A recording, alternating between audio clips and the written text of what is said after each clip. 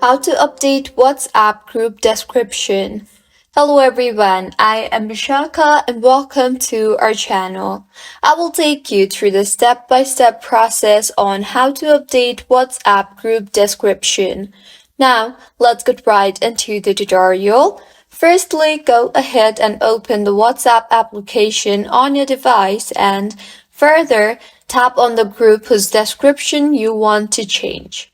Once you have opened the group, tap on your profile icon on the top right of your screen and you will see the option for Add Group Description. Tap on that.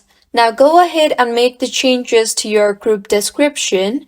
The group description is visible to members of the group and people invited to your group.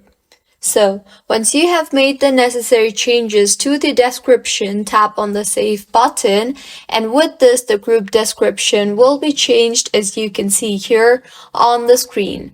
So, this is how you can update WhatsApp group description. If you find this tutorial helpful, please like the video and do subscribe to our channel for more contents like this. Thank you for staying with us until the end.